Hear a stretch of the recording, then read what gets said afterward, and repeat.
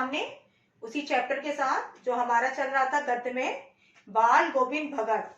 बाल गोविंद भगत यानी जिसके लेखक रामवृक्ष बेनीपुरी, और रामवृक्ष बेनीपुरी जी ने जो बाल गोविंद भगत उनके विलक्षण जो चरित्र उसको इसमें दर्शाया है, उसका अंकन किया है, उसकी झांकी प्रस्तुत की है। साथ साथ उन्होंने ग्रामीण परिवेश का भी सजीव चित्र अंकित किया है, उसको दर्शाया है। अब उसके अलावा बेटे क्या है कि उन्होंने बाल गोविंद भगत को माध्यम बनाकर जो समाज की क्या थी प्रचलित मान्यताएं, परंपरागत जो चल रही थी उनकी मान्यताएं समाज में जो व्याप्त थी उस समय, तो उसका भी क्या किया है, रूढ़ियों का आप कह सकते हो, उसका विरोध किया है खुलकर, उनको माध्यम बनाकर बाल गोविंद भगत को। बाल गोविंद भगत जो कि क्या थे, मानवता के प्रतीक थे, उसके अलावा लोक संस्कृति के प्रतीक थे और सामूहिक चेतना के प्रतीक थे। ऐसे कौन थे, बाल गोविंद भगत। वो क्या थे बेटा कि भले ही उनका पहनावा कैसा था, साधुओं के समान था, है ना, लेकिन वो जो बेटा थे परंपरागत सन्यासी से अलग थे।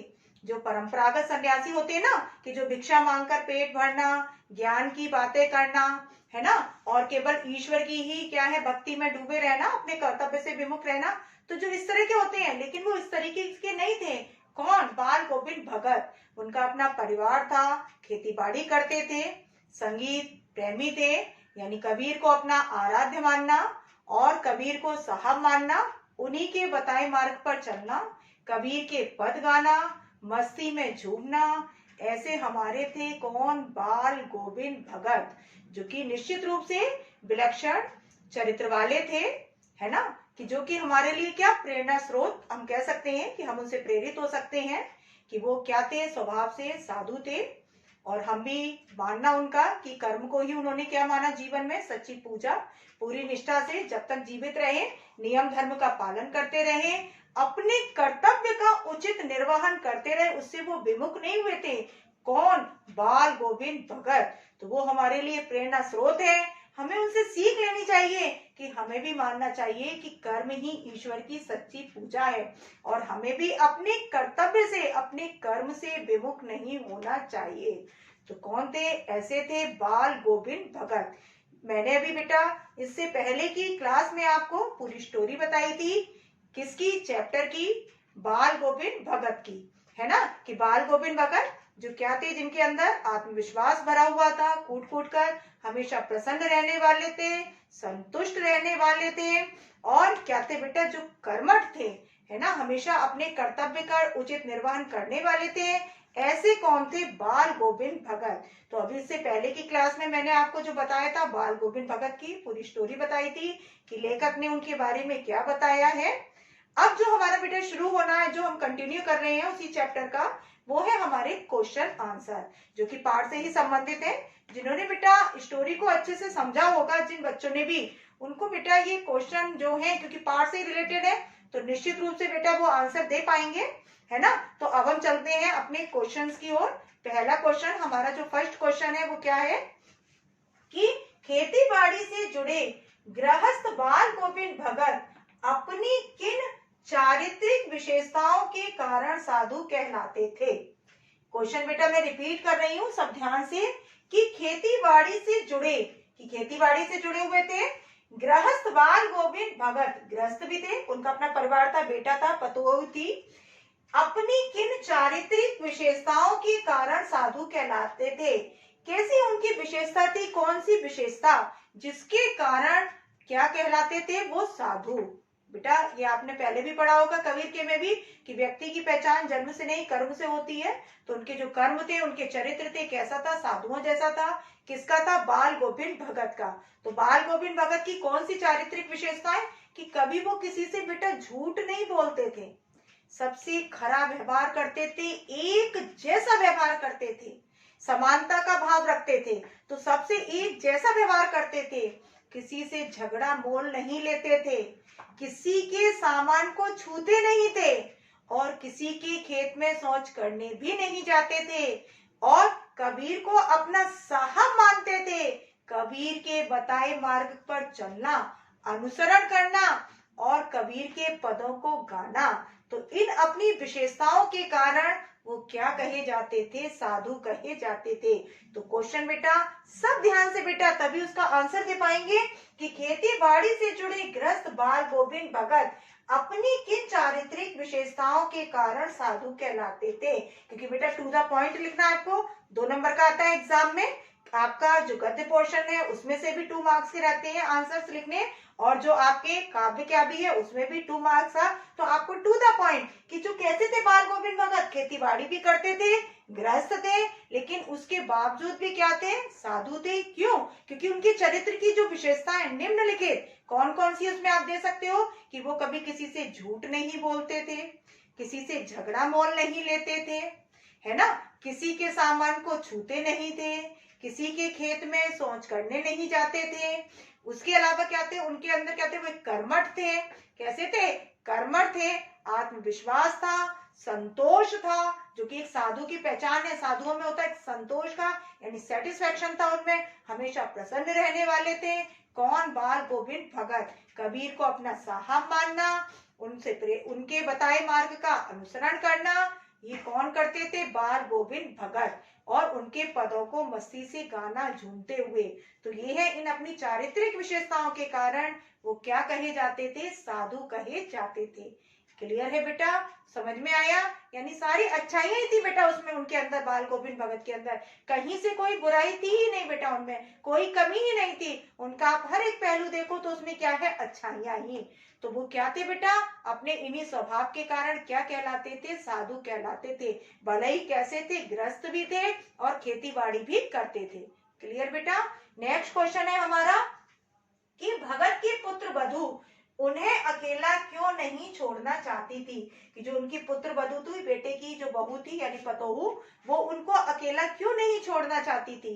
क्यों नहीं छोड़ना चाहती थी? क्यों? क्योंकि वो देख रही थी कि बाल गोविंद भगत क्या है बेटा? अकेले हो गए। क्योंकि बेटे की मृत्यु के बाद उन्होंने उसके भाई को बुलाकर कहा था ना कि आदेश कि इसको ले जाओ, इसका दूसरा विवाह कर दो। तो वो क्यों नहीं छोड़ना चाहती थी? क्यों नहीं जाना चाहती थी अकेला? क्यों? क्योंकि वो देख रही थी कि बाल गोविंद भगत क्या है? अब अकेले हो गए हैं, अब आयु भी उनकी बढ़ती चली जा रही है, बुढ़ापा आता जा रहा है। दूसरा क्या है बेटा? उनका स्वास्थ्य भी दिन प्रतिदिन खराब होता चला जा रहा है। तो ऐसे में कौन तो उनकी देखभाल करेगा, कौन उनकी सेवा करेगा, कौन भोजन बनाएगा, कौन समय पर उनको दवा देगा? तो इस कारण से वो चिंतित थी और ये सोचकर वो उनको छोड़कर जाना नहीं चाहती थी। तो बेटा फिर से समझ ले इसका आंसर कि उनकी जो पतोहू थी, क्योंकि बेटा वो सुशील थी, संस्कारी थी, वो देख रही थी कि बाल गोविंद भगत अब अकेले रह गए हैं, है ना, और उनकी आयु भी बढ़ती चली जा रही है, बुढ़ापा आता जा रहा है, स्वास्थ्य भी उनका दिन पे दिन क्या होता जा रहा है? खराब होता जा रहा है, कमजोर होने लगे हैं वो। तो ऐसे में उसको ये समझ में आ रहा था, तो वो सोचती थी कि कौन उनकी देखभाल करेगा, कौन समय पर उनकी सेवा करेगा, कौन समय पर दवा देगा उनको, और कौन उनको समय पर भोजन देगा। यह सोचकर वो उनको अकेला छोड़कर नहीं जाना चाहती थी। क्लियर है बेटा? नेक्स्ट बेटा, अब आगे हमारा थर्ड क्वेश्चन कि भगत ने अपने बेटे की मृत्यु पर अपनी भावनाएं किस तरह व्यक्त की। कि भगत ने अपने बेटे की मृत्यु पर अपनी जो भावनाएं थी किस तरह से व्यक्त की। तो बेटा ये मैंने स्टोरी में भी बताया था, सबको पता होगा इसका आंसर कि उन्होंने क्या किया था बेटा कि बेटे को आंगन में पहले तो चटाई बिछा दी, चटाई पर बेटे को लिटा दिया, उसके बाद उसके ऊपर क्या किया? एक सफेद चादर बेटा उड़ा दी, सिरहाने दिया जला दिया, यानी चिराग जला दिया, दिया जला दिया, उसके ऊपर फूल उन्होंने जो अपने घर में रोपते थे, लगाते थे, फूलों को डाल दिया, तुलसी दल डाल दिया। और क्या था बेटा कि उनकी जो पतोहू विलाप कर रही थी, गांव की स्त्रियां उसको बीच में आकर शांत करा रही थी, तो बीच बीच में जाते थे और कहते थे आज तो क्या है? उत्सव मनाने का समय है, क्योंकि आज आत्मा किसमें मिल गई है? परमात्मा में। यानी जो विरहणी है वो अपनी किससे मिल गई है? प्रियतम से मिल गई है। जैसा कबीर का मानना, आप लोगों ने बेटा लास्ट ईयर चैप्टर पढ़ा होगा कबीर दास का, कि उनका मानना आत्मा को किसका अंश मानते थे? परमात्मा का। वैसे ही बाल गोविंद भगत क्योंकि कबीर के विचारों से प्रभावित थे, उनको उन्होंने अपना क्या मान रखा था? प्रेरणा स्रोत। तो वही उनकी सोच कबीर की तरह से कि उन्होंने किसको माना था? आत्मा को परमात्मा का अंश। तो उनका मानना कि आज तो उत्सव मनाने का समय है, रोने का समय नहीं है, क्योंकि आज तो जो विरहिणी है वो अपने प्रियतम यानी परमात्मा से मिल गई है, तो आज तो खुशी का अवसर है। लोगों ने उनको ये समझा भी कि क्या है, पागल हो गए हैं, लेकिन वो पागल नहीं हुए थे बेटा, उनके अंदर एक आत्मविश्वास था, जो आत्मविश्वास बोल रहा था, तभी तो वो अपने बेटे की मृत्यु पर विचलित नहीं हुए थे। तो उन्होंने अपनी भावनाओं को किस तरह से व्यक्त किया कि बेटे को क्या किया उन्होंने बेटा, चटाई पर लिटा दिया और उसके बाद उसके ऊपर चादर उड़ा दी और सिरहाने दिया जला दिया, तुलसी दल डाल दिया, उसके ऊपर फूल डाल दिया, कबीर के पद गाना, मस्ती में झूमना और अपनी पतोहू को शांत कराना कि आज तो क्या है, आत्मा किससे मिली है, परमात्मा से। तो आज दुख का समय नहीं है, बल्कि आज क्या है, उत्सव बनाने की घड़ी है, समय है। तो इस तरह से उन्होंने अपने बेटे की मृत्यु पर भावना अपनी व्यक्त की, अर्थात वो विचलित नहीं हुए, है ना। अब हमारा क्या है बेटा, नेक्स्ट क्वेश्चन, भगत के व्यक्तित्व और उनकी वेशभूषा का अपने शब्दों में चित्र प्रस्तुत करें। कि भगत के व्यक्तित्व और उनकी वेशभूषा का जो है आपको अपने शब्दों में चित्र प्रस्तुत करना है कि कैसे थे वे। मझोले कद के थे, 60 से अधिक आयु के थे, गोरे चिट्टे थे, उसके अलावा उनके जो बाल थे पक गए थे, सफेद बालों में उनका गोरा चिट्टा जो चेहरा था जगमग करता था, क्या थे, कम वस्त्र पहनते थे, एक लंगोटे बांधे रहते थे। उसके अलावा क्या थे बेटा कि तुलसी की बेडोल माला, तुलसी की जो जड़ उसकी बेडोल माला धारण करे रहते थे गले में। माथे पर क्या लगाते थे, रामानंदी चंदन का तिलक। उसके अलावा क्या करते थे बेटा कि सर पर लगाते थे कबीर पंथी सी कनफटी टोपी। कनफटी जैसे मैंने आपको बताया था, कान खुला रहता था, कान के ऊपर तक की जो टोपी, कनफटी टोपी। अब उसके अलावा बेटा यदि जाड़ा आता था, सर्दियां, तो उसमें एक काली कंबली ओढ़े रहते थे, है ना। कौन, कंबली मीन्स कंबल, यानी काला कंबल ओढ़े रहते थे। कभी झूठ नहीं बोलते थे, कबीर को साहब मानना, उनके बताए मार्ग पर चलना, किसी से झगड़ा मोल न लेना। तो ऐसे थे, कौन थे, बाल गोविंद भगत। तो आपको बताना है उनके व्यक्तित्व की और उनकी वेशभूषा की कि मझोले कद के थे, 60 से अधिक आयु के थे। उसके अलावा क्या था बेटा, मझोला जैसे मैंने आपको बताया बीच का कद, ना तो अधिक हाइट होना ना कम होना, यानी बीच की हाइट होना, वो कहलाता है मझोला कद। तो मझोले कद के थे, 60 से अधिक उनकी आयु थी, गोरे चिट्टे थे, बाल पक गए थे और सफेद बालों में जो उनका चेहरा था जगमग करता था। उसके अलावा क्या थे बेटा कि एक लंगोट बांधे रहते थे और गले में तुलसी की जड़ की बेडौल माला, माथे पर रामानंदी चंदन का तिलक लगाते थे। सर पर क्या लगाते थे बेटा, कबीर पंथी सी कनपटी टोपी। जाड़े में एक काली कमली ओढ़े रहते थे और उसके अलावा बेटा किसी से झगड़ा मोल नहीं लेते थे, सबसे खराब व्यवहार करते थे। उसके अलावा कबीर को साहब मानना और उनके बताए मार्ग का अनुसरण करना। तो ऐसे थे कौन, बाल गोविंद भगत। क्लियर है बेटा।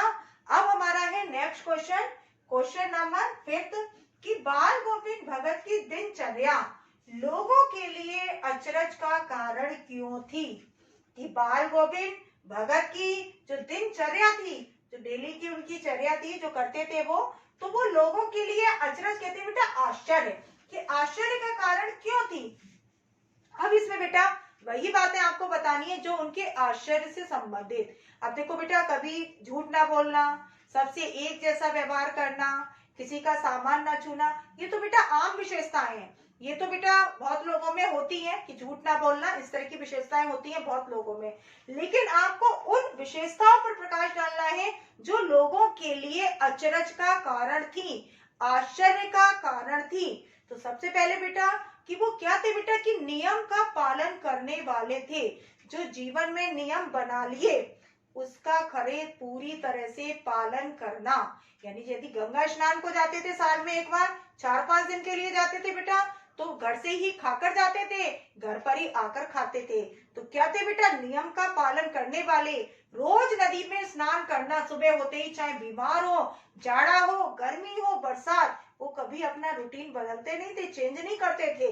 तो सबसे पहले नियम धर्म का पालन करने वाले थे।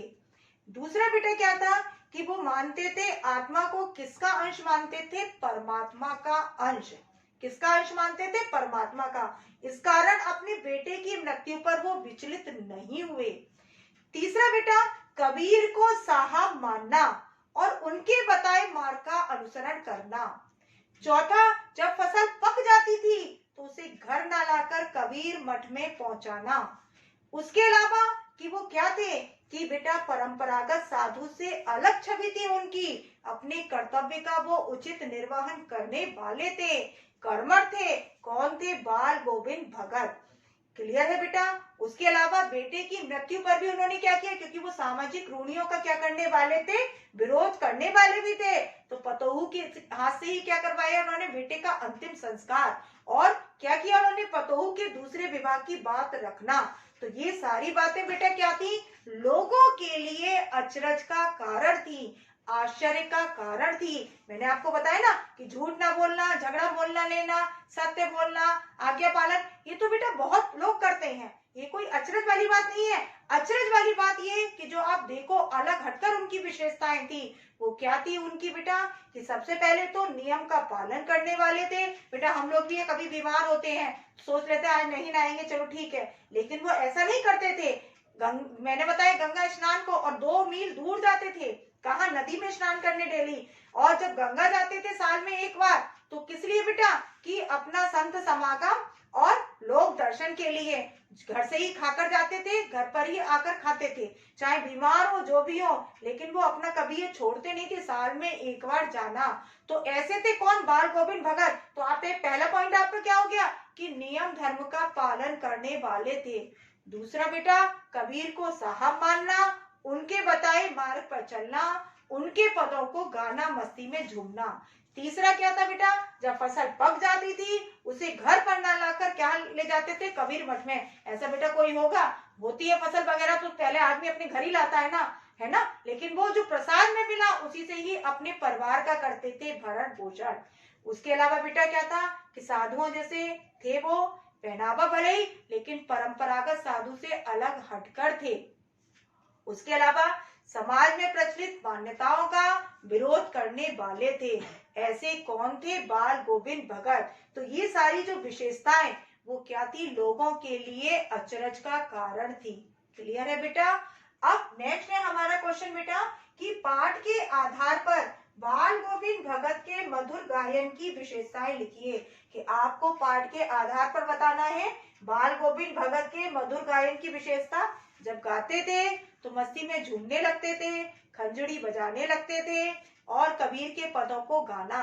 जब गाते थे तो गाते गाते इतना मस्ती में झूमने लगते थे बेटा कि उनका उस समय ऐसा लगता था कि आधा स्वर उनका पृथ्वी पर है और आधा कहाँ है? स्वर्ग में चला गया है। उसके अलावा क्या लगता था बेटा कि जितने भी होते थे खेतों में काम करने वाले लोग सभी मस्ती में झूमने लगते थे, वो भी अपना मस्ती में झूमते जाते थे, खंजड़ी बजाते जाते थे, अपना कार्य भी करते जाते थे।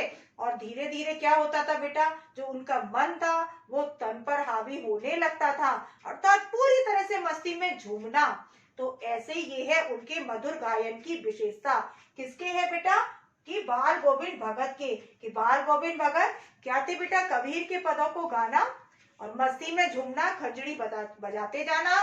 और धीरे धीरे क्या होने लगता था बेटा?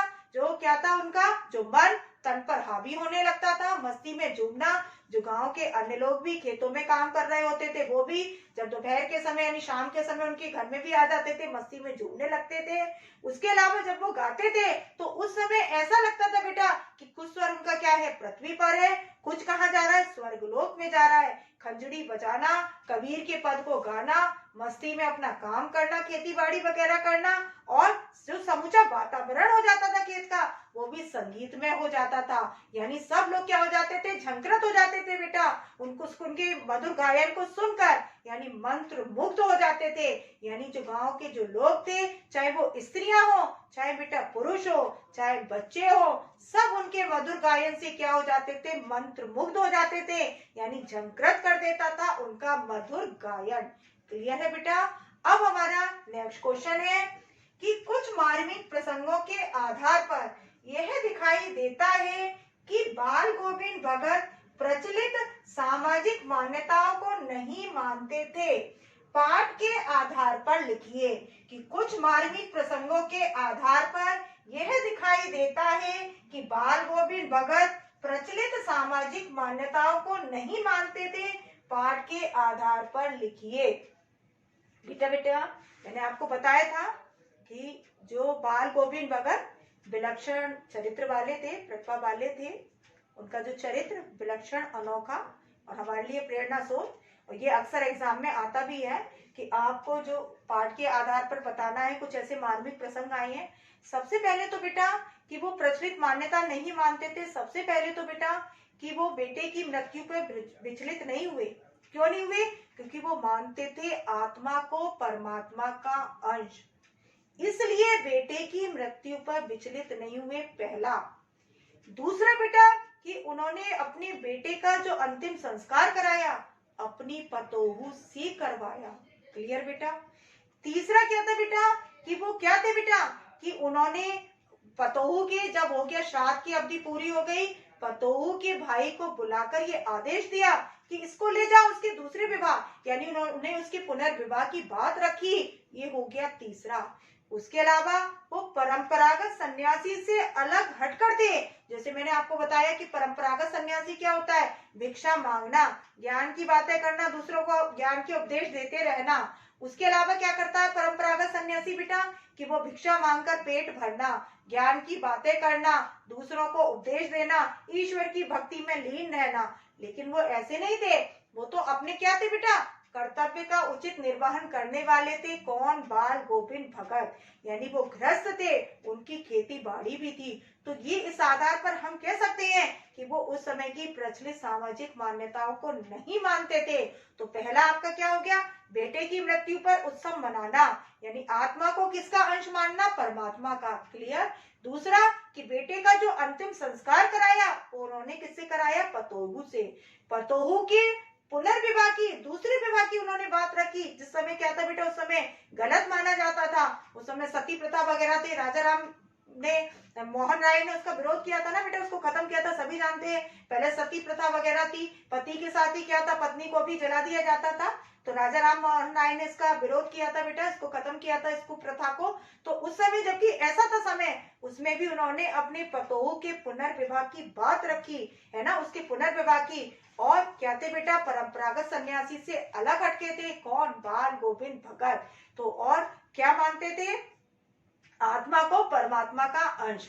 तो इस आधार पर हम कह सकते हैं कि वो परंपरागत सामाजिक मान्यताओं को नहीं मानते थे। कौन? बाल गोविंद भगत। तो बेटा ये है हमारे क्वेश्चन आंसर। आप लोगों ने बेटा समझ में आया होगा, क्योंकि जिसने चैप्टर समझा होगा उसको निश्चित रूप से आया होगा। जो कुछ भी रह गया होगा तो वो आपका बेटा इसमें क्लियर हुआ होगा। अब ये है बेटा क्वेश्चन आज मैंने इतने कराए हैं। अब जब मैं अपनी नेक्स्ट क्लास लूंगी तो आगे बेटा क्वेश्चन है उनको कंटिन्यू करूंगी। आप लोग इनकी बेटा प्रैक्टिस करें, इनका अभ्यास करें, समझें। वीडियो को आगे पीछे करके देख सकते हैं, समझ सकते हैं। यही आपके नोट्स भी है बेटा, कॉपी वर्क भी आप कंप्लीट करते जाए। इनको सुने, आगे पीछे कर ले, रोक ले बीच में वीडियो को, अच्छे से सुनकर अपने ऑन वर्ड्स लिखे बेटा। ठीक है ना? समझे और ऑन वर्ड्स अपने शब्दों में लिखने की कोशिश करें।